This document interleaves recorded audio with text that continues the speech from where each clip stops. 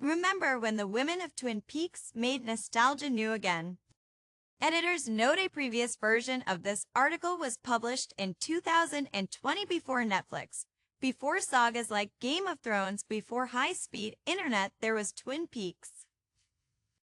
Director David Lynch, whose was announced Thursday, will rightly be remembered as the surrealist master behind feature films like Mulholland Drive and Eraserhead. But he also transformed television as we know it. Death at age 78. It's not a stretch to say that without Twin Peaks, there would be no Buffy the Vampire Slayer, no Riverdale, and, arguably, no Gilmore Girls. Setting the blueprint for edgy TV drama, Lynch's trailblazing police procedural, which first aired on April 8, 1990, brought gothic Americana into the mainstream. Equal parts Twilight Zone and Dynasty, Twin Peaks was a departure from the conventional plot lines of popular primetime dramas like L.A. Law and MacGyver. Its legacy transcends its short run and cult status, creeping onto the covers of Time and Rolling Stone and into water cooler conversations around the world. But it was only the unsolved mystery of who killed homecoming Queen Laura Palmer that kept viewers coming back to the haunting and haunted West Coast town, teeming with backstabbing, sexual escapades, and a fabled darkness lurking in the nearby woods. Shot on film. The show had a cinematic feel that was unusual for TV at the time, with Lynch's signature psychosexual surrealism ratcheting up the tension of each visually and emotionally saturated scene. This tone owes a huge debt to the show's costuming, helmed by longtime Lynch collaborator Patricia Norris.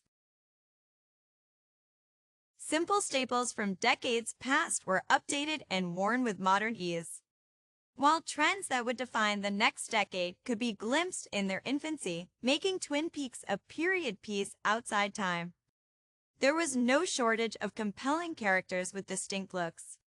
From coffee-obsessed FBI Special Agent Dale Cooper in his beige trench coat and brill-creamed officer's cut, to Hawaiian-shirted psychiatrist Dr. Jacoby, to the all-seeing log lady in her red-framed glasses.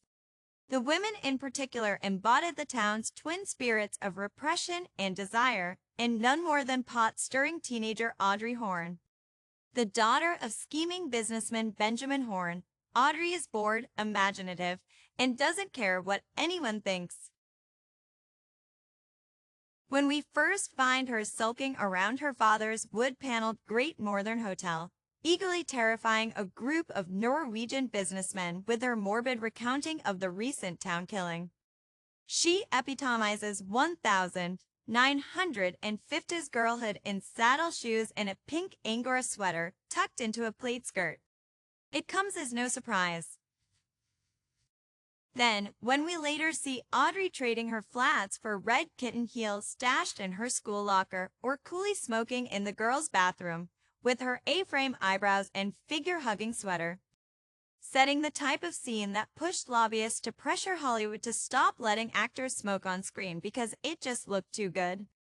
Or, in a moment that made TV history, Audrey, poured into a svelte little black dress, twists a cherry stem into a knot with her tongue. Veronica on Riverdale is an obvious heir to Audrey's teen vamp persona. But so, too, is 90s Courtney Love. With her broken-down pin-up look, the independent and spirited Rory and Lorelai of Gilmore Girls, with some jeans and MAC lipstick thrown in, and Glee's gutsy and seductive cheerleader Santana. At the other end of the mid-century spectrum is Donna, the town doctor's good-hearted daughter, cut from the finest girl next door cloth.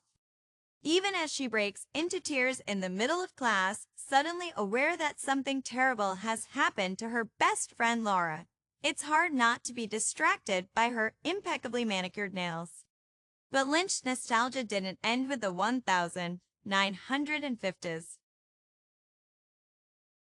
Norma, owner of the Double R Diner, updates the working-class diner look on Alice, which ran from 1974 until 1980. 985.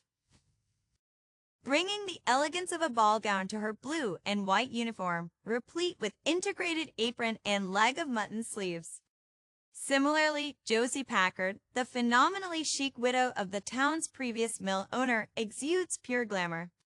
With immaculately red stained lips and crop of jet black hair, she bridges the gap between 1,908's power suits and the more relaxed tailoring that would take hold in the 90s. Josie always looks straight off the runway, whether she's donning a green silk bathrobe, a red sweater dress, or high-waisted check trousers paired with a structural brown cardigan. There were only 8 episodes in the first season of Twin Peaks, but it was enough to set off the 1,990s on a stylish, prescient note.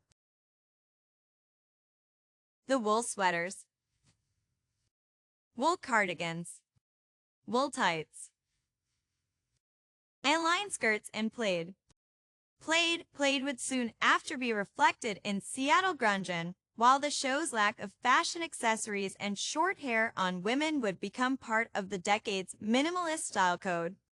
Clueless cuteness, and while season 2 was full of its own surprises, DEA agent and trans woman Denise Bryson, played by David Duchovny, arrives in town, and the reboot gave fans a long overdue hit of small-town weirdness. 35 years on, there remains something special about those first 8 episodes. A magical quality that has yet to be replicated. Don't miss out on all the action. Hit that subscribe button right now to stay in the loop with the latest updates. And don't forget to tap the bell icon so you'll get notified every time we drop a new video. Trust us, you don't want to miss this. Join the world top news family today because the best in news is just one click away. Thank you.